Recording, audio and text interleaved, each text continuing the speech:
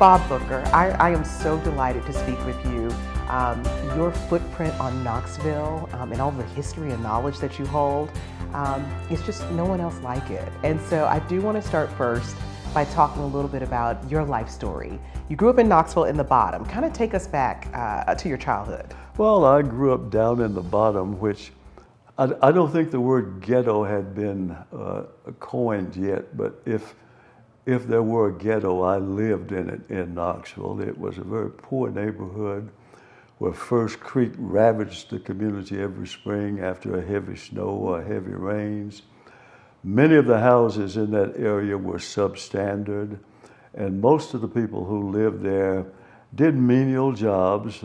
Some worked at the Lay's packing company, but many were maids and butlers and chauffeurs and people like that. We had one or two school teachers who lived in the area, but they were the only professionals who lived in that community. Your early story, you talk about segregation and what life was like in that time. Now, you had white friends growing up, the little kids in your neighborhood. Can you talk a little bit about some of the things you all encountered outside of your community? Well, it was kind of interesting. We usually played in the community. We liked playing on the creek bank, for example. We made our own bows and arrows. We made our own kites because we didn't have money to buy those things, and we became skilled in making bows and arrows and slingshots and things like that. We never really felt any racial animosity because many times we played in front of the Billy Meyer Stadium, which was it was a wide gap in the railroad tracks there.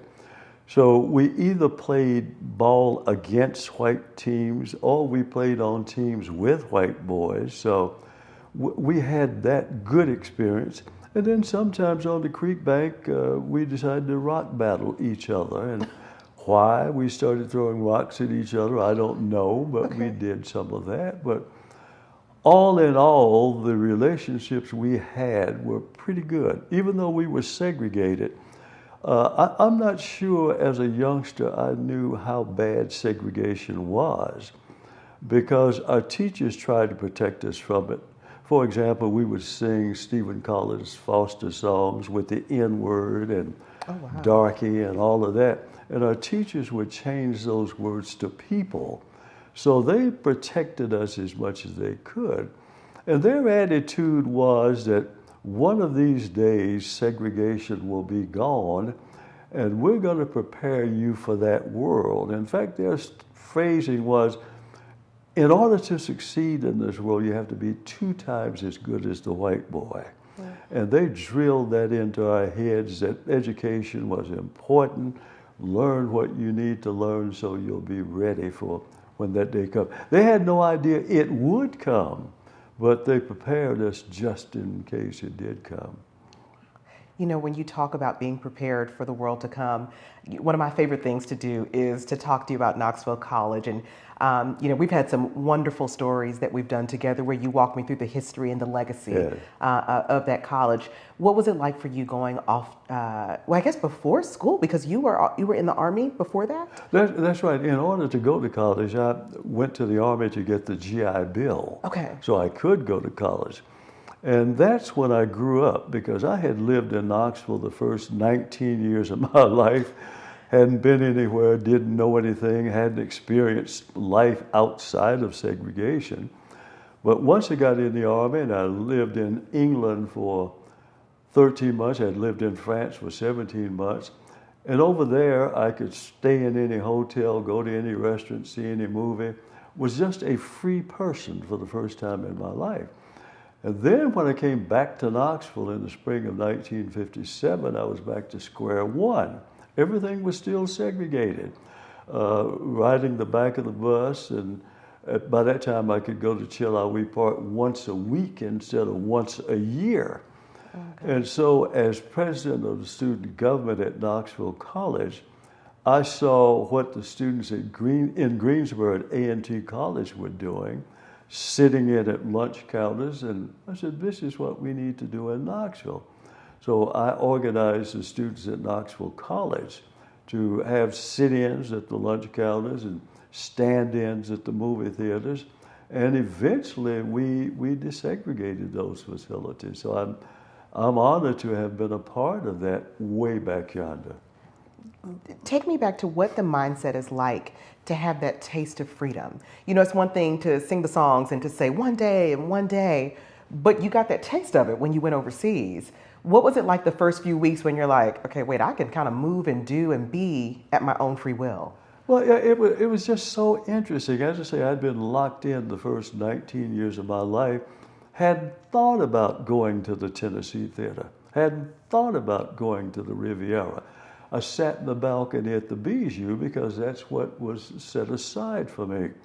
But when I got to France and England and went into those cities, I could do whatever I want to do. And I said, gee whiz, this is a whole new world for me. I'm free to come and go as I please. Mm-hmm. But I'm not sure I had thought about that in Knoxville. So when you get back, you go to Knoxville College. What was Knoxville College like during your time? Oh, it was fantastic. Knoxville College was a top-notch school. The education was second to none. We had a tremendous faculty, good student body, and there was a real challenge there. Not only did we have to work with the books by studying English and French, but also I had a chance to become a student leader. My freshman year, I was elected president of the campus NAACP. I was in the drama club. I worked on the college newspaper. And then at the end of my sophomore year, I said, I think I'll run for president of student government. But they hastily made a rule that no sophomore could be president of the student government. So I ran for vice president and I won. So at the end of my sophomore year, I said, I can now run for president if I want to. So I did. So I was president of student government my junior year and my senior year. Only the second time in history that had happened. And the guy who was president both years before me was Joseph Roberts, who eventually became the pastor at Dr. Martin Luther King's church, Ebenezer, in Atlanta. So those were big shoes to follow. What was the tempo like at the school? Because it was really, like you said, that era where people are starting to realize we can do something, we can change minds and try to get some laws reversed. What was the feel on campus like? Well, I think everybody on campus was uplifted in many ways because the atmosphere on the campus was such, where we went to recitals, students and faculty sang, or they played the piano, or they played whatever instrument they wanted to play. The plays on the campus were magnificent. We had a winning basketball team. Our football team was great. So the atmosphere on campus was just do your part and be a part of this great thing that's happening on the campus at Knoxville College. And many of us took advantage of that. How did you get into becoming a historian? I'm going to get to the rest of your resume because it's stunning, but the reason I bring this up is because you've done such a beautiful job of telling the school story as well as the people of Knoxville, especially African Americans. What sparked that interest to start recording the school's legacy? Well, I really had no interest in history until until I went to work at the Beck Center in 1978. And I knew that place was to be Knoxville's Museum of Black History and Culture. But I said, as director, what do you know about local history? Zippo. So I found every Tennessee history book I could find to read up on blacks in Knoxville. Mm-hmm. And it surprised me that most of our Tennessee history books talked about blacks in Memphis and in Nashville. Chattanooga and Knoxville were left out. I said, where is that history? I know we have it. Mm-hmm. So I began reading old newspapers. So fortunately, Knoxville has all of its newspapers from 1791. So I could read about the black experience in those papers. There were a few black newspapers that told our story. I began to read city council minutes. I began to read school board minutes. And suddenly, Black history appeared to me. Now, I had talked with Mrs. Margaret Carson, who was the curator at the Bexon at the time, and she had lived through much of that stuff. She'd finished Knoxville Colored High in 1919 and Knoxville College in 1924. And she talked about individuals like Cal Johnson and William F. Yardley. But I had to put some meat on those bones to flesh out who these people were, how they got their start, when they got their start. So that's how I got interested. And then I said, if these history books don't carry this history, then I must begin writing so that the general public will know. So as a consequence, I published 5 books dealing with Black history in Knoxville. One is on my coffee table. Absolutely, absolutely. What is the value these books hold for our city? And not just for the Black community, but just for all who live here. What is the value of this knowledge you've curated? Well, I think we just don't know our history. And when you read some of the stuff I have written and other people now have written, you say, gee, I didn't know that. You know, during Black Negro History Week when I was in school, we talked about Booker T. Washington, George Washington Carver, and a few of the inventors, and Marian Anderson, who couldn't sing at Constitution Hall. That's what we got from Negro History Week and later Black History Month. But I said, Knoxville has history too. So let's put Knoxville's history in there. So I've dedicated my life since 1978 to tell the story of Black people in Knoxville. You took some time after college. You made a visit to Africa. What was that like? Well, this was during my college days. I was in my junior year, I think, at Knoxville College, when Reverend James Robinson, who was a native of Knoxville, who was pastor of the Church of the Master in Harlem, New York, formed Operation Crossroads Africa. He wanted Africans to know what was going on with Americans, and he wanted Americans to know what was going on in Africa. So every summer, he sent 8 or 10 groups to different countries in Africa to work on a project, sometimes to teach in a school. My particular project in Guinea, West Africa, was to work on a reception center.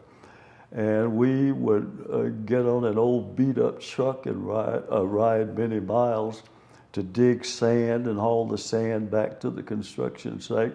And we worked under the supervision of a man who was a master builder to build this reception center in Guinea. So it was a tremendous experience.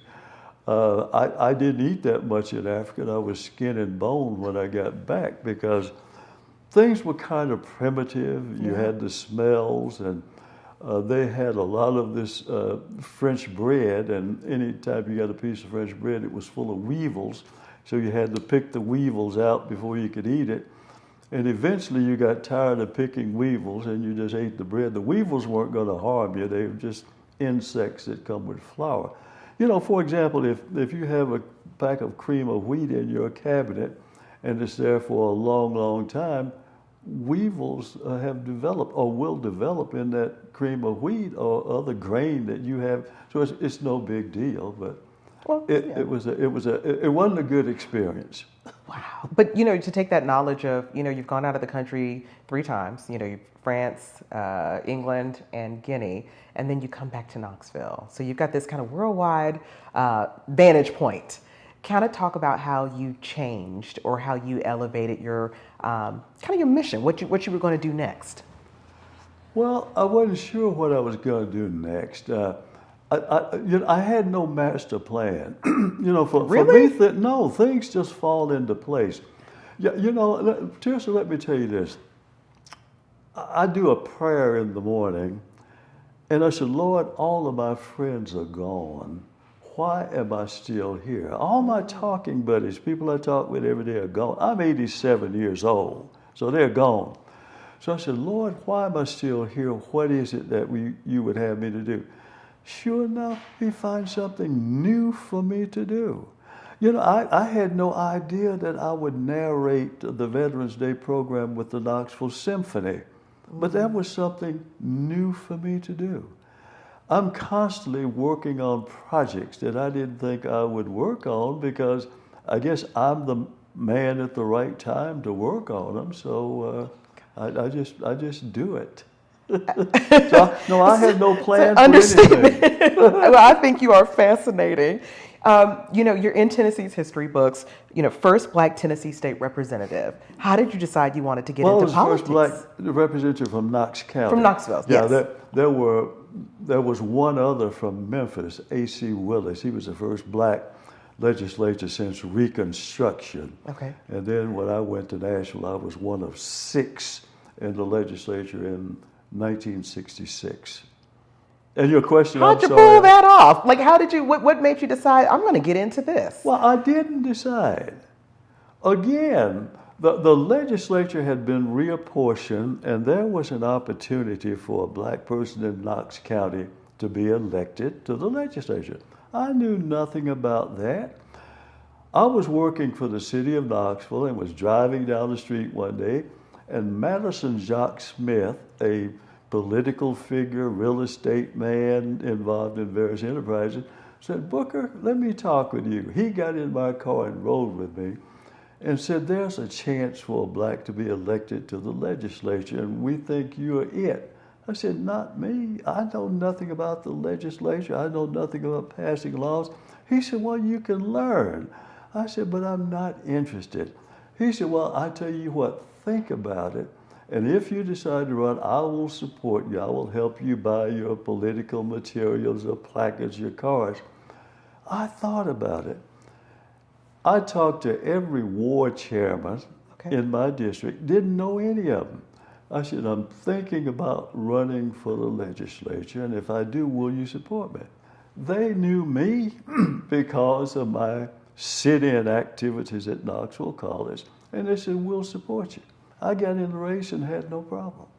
So it wasn't my doing to run for office, it was my being approached to run for office. That is fascinating. It is when I think back on it, but it wasn't a big deal at the time for me. When you talk, I love it. The serendipity of your life. Yeah. Let's talk a little bit about those sit-ins. I mean, you know, now those are definitely in the history books, and I've, you know, read, like you, I like to look at old newspapers. It's a personal hobby. And the sit-ins were fascinating just because of the political dynamic here in town, with, you know, some of the store owners not receptive, but some of the local lawmakers going, okay, well, maybe we should try to do something to keep the peace. What did you all encounter during those sit-ins? Well, it was very interesting, the whole ball of wax. Before we started the sit-ins, the elders in the Black community said, "You know, we really don't need sit-ins in Knoxville. We don't need to set back race relations.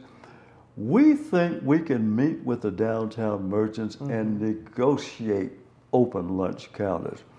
Well, we as students didn't believe that. We'd been around long enough to know better than that. So we waited to give them a chance. We waited and waited, nothing happened. So one day I decided to, after chapel, take 20 or 30 students into downtown Knoxville. We jumped into 5 or 6 cars and parked our cars and walked through every dime store that had a lunch counter. We also called the media and told them what we were going to do. So the News Sentinel was there taking pictures, and other media was there.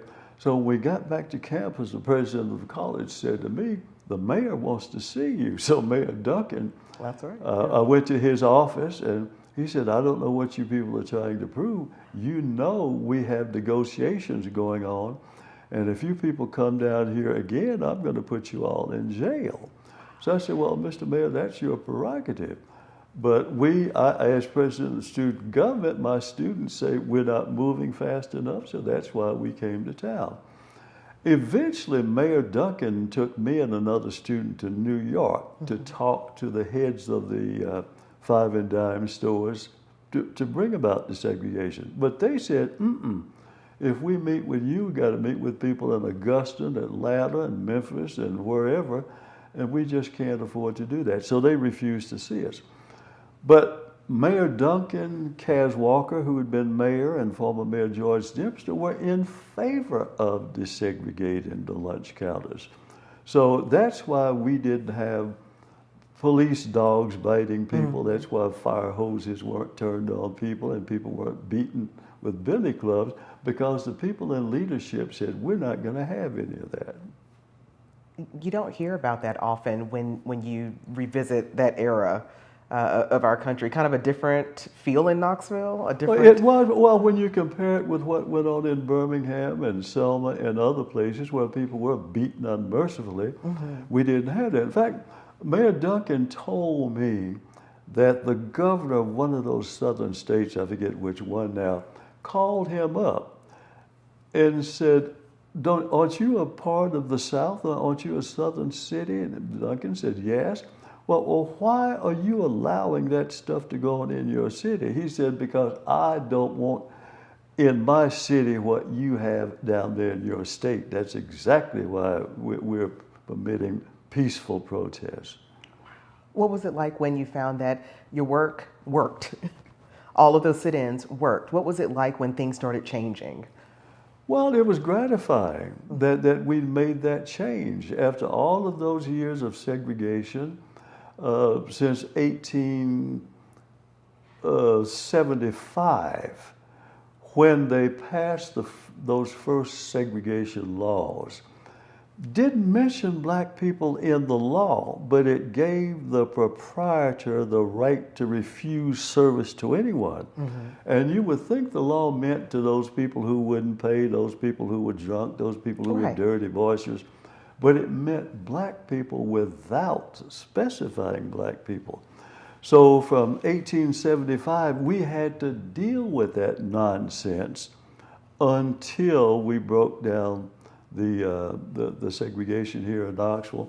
And then there was a passage of the Civil Rights Law in 1964 that buttressed that, and the Voting Rights Act of 1965 that opened the doors further for us.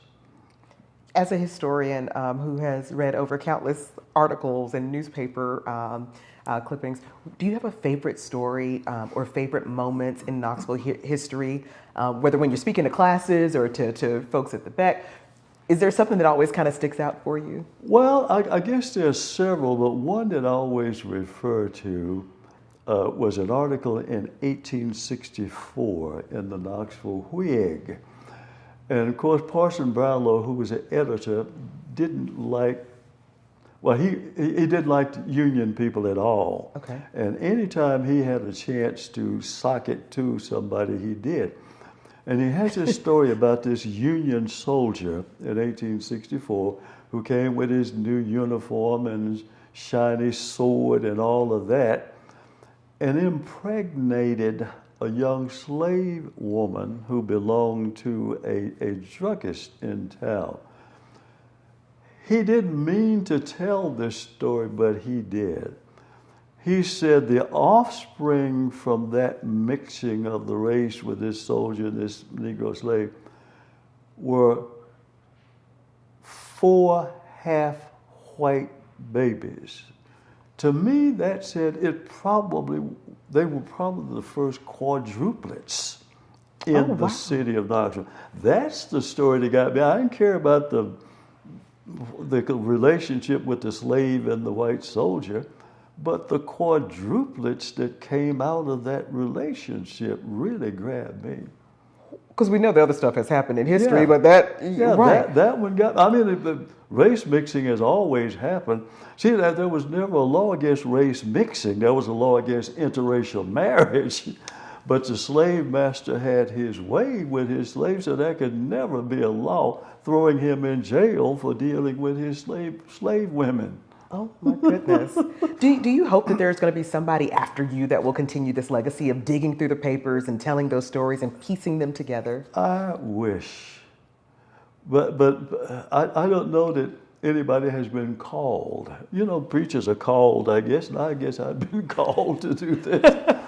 And I don't know that anybody else will be called. There are people who write wonderful pieces, but they don't have the broad interest that I have in doing this. So I'm not sure. I've tried to bring people along. And there are a couple of other people. There's one fellow in Knoxville, Reverend Eugene Thomas, who does a very good job. He has written the story of Ruth Carl Bryce, who's a noted black woman artist, and he's written on black lawyers in Knoxville, and he's written on black doctors in Knoxville. So he does his part. Yeah, so I can say that about Gene Thomas, that he contributes to the cause. Loud noise, hold on. We're gonna pause. You can go ahead and close that. Do you need to close the door? Oh, okay. Okay, and we can resume. What was it like for you serving on city council? In the 70s, I believe? No, it was later than that. I served on city council in 2008. Oh, that late? Okay. Yeah, it was an interim term, so it was, well, I was there for maybe 10 months, so I have nothing to crow about. Okay. I enjoyed the service, and of course, when you're in a position like that, you meet a lot of people, and you hear a lot of discussion, and I had a chance to work with Mayor Bill Haslam, who later became governor, and I cherish that relationship, that's for sure. Do you have a point in your career or your lifespan where you go, this is the one thing that I'm really most proud of, or this is the one thing that really stands out? I don't know. I guess there have been a number of those as well. I appreciate it when they named the Summit Hill Bridge after me in '97, I believe it was. They've named the reading room for me at the East Tennessee History Museum. I'm pleased with that. I've gotten the Lifetime Achievement Award from the Urban League and the East Tennessee Historical Society. My fraternity inducted me into the, I'm having a senior moment. First, tell us your fraternity for those who may be watching. Phi Beta Sigma. That's right. Yeah, and so I'm in that chapter that my senior moment won't let me say what it is right now, but there have been a number of things that people have awarded me for, and that I hadn't thought about. If I've done my share, and my motto is this. Ralph Waldo Emerson said it. He said, "The reward for a job well done is having done it." The reward for a job well done is having done it. So if I've done something well, I'm pleased with that. And if you slap me on the back, that's icing on the cake. And if you give me a plaque, that's more icing on the cake. But I did it because I thought it needed to be done, and it was something I was interested in doing. If I'm not interested in something, I'm not going to be involved. People are always asking me, will you? I said, no, because I have no interest in that. So that's just my makeup, I guess. Do you hope that the history that you've put together, the books and the articles that weekly go out, do you hope that they serve as a sense of purpose for the younger generation to know, Knoxville is more than Rocky Top and Tennessee and all the things that we all do love, but their folks have a place, their people have a place in this history as well? Indeed, I think what I try to do for posterity. It's the first time I've ever used that word, but it's a good one, I guess. When I worked at the Beck Center, I spoke to 50,000 children in their schools, all the high school, grade schools, junior high schools.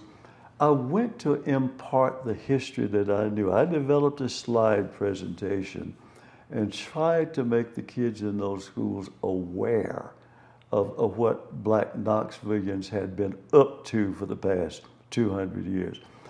And I know how many kids I spoke to because every time I came back to Beck after a speaking engagement, I wrote down the number of people who were there. whether it was at a school, at a church, or a civic club, or wherever, I kept the numbers of everybody I spoke to. So speaking to 50,000 kids about history is a pretty large number. You clearly could have moved away over time. You said you lived in Detroit for a little while. Why Knoxville? Why is this city home for you? Well, this is where I fit in, and this is where I can make the kind of contribution I wanted to make. And people here have allowed me to do that. I'm still invited all the time to make speeches at one place or another, and I try to go to as many. I don't do as many as I used to because I don't feel like it anymore. And I try to go to those historical groups where I think people are really interested in history. I speak at a lot of church anniversaries and places like that where I think there's real interest. But for people who just want a speaker, I don't go anymore. I don't have time to do that anymore. So more your purpose. Yeah, I want to go with a purpose, exactly. You know, thank you for sitting down and talking with me. I am fascinated. You know, you're one of my favorite people to talk to because the history that you hold, it really is invaluable to Knoxville and to East Tennessee. Well, thank you for inviting me. I've enjoyed being here. Thank you. Thank you. Tom, I believe I've reached my 30 with enough breaks. Are you good? Yeah, that's great. Okay. I believe I talked about everything I wanted to talk about. Let's double check because he can always insert if I need to do. The end, GI Bill, the bottom, East High School. I believe that's it. You went to Austin High School, so that was before it was Austin East. That's right. Okay. I finished in 53. Okay. It became Austin East in 68. Okay. Mm-hmm. When did the Becks pass away? He died in 69. She died in 70. Did you ever engage with them, or did you know them? Very closely. Okay. See, I Go really, back out, Tom. Everything. Thank you. That's great. Yeah. Am I good? One second. Okay. Okay. Okay. So let's talk about the Beck Center. It's a name that we all know, the Becks, but you actually were friends and knew them? Yes, I rented an apartment from the Becks in 1966. And of course, I was always at their house, which is now the Beck Cultural Center. In fact, there would be times I'd call Miss Beck and say, I'm hungry. And I'd run over and she'd throw a steak in a skillet and fry me a steak. So I got to know them very well. I would take him to the barbershop in his later years as he was failing. So I got to be friends with the both of them. In fact, I went to the hospital to see her just before her death after she'd had a cerebral hemorrhage. So I was very close to the Becks. What were they like? I mean, their philanthropy is known and the way that they gave back to the community, but what were they like? They were very interesting people. They got married in 1913, and he went to work for the post office later that year and became the first black postal clerk in the state of Tennessee and worked for the post office until 42. Originally, he had been head of the English department at Knoxville College. So he was quite an astute man. He read everything, could recite poetry and all of that, but he didn't have a business mind. It was Ethel Beck who had the business mind, who bought up all the property they had at the end of their lives. Mm-hmm. That is fascinating. Did you see yourself, looking ahead one day, knowing you'd be the head of the Beck Center after knowing them for so many years? Well, the Beck Center wasn't thought of. See, she died in 1970, and Urban Renewal took over that property as its field office. And so when the Urban Renewal project had ended, the housing authorities said, what shall we do with this property? They asked community people, and somebody said it ought to be a branch library. And somebody said, well, the Becks left some money to do something in their memory, and if we can organize a cultural center here and name it after the Becks. We will give the money. So that's how it became the Beck Center. The Beck Center money was used to buy that property from the Housing Authority. So that's how it became the Beck Center. Are you not impressed with the growth that the center has had and now the mark that it makes in our area? It's phenomenal. Renee Kessler has done such a fantastic job. I'm just so pleased with all that she's doing and the Delaney Museum that's taking shape next door. It's almost, well, I didn't know all of that was possible, quite frankly. Thank you for sitting down and talking with me. I am fascinated. You're one of my favorite people to talk to because the history that you hold, it really is invaluable to Knoxville and to East Tennessee.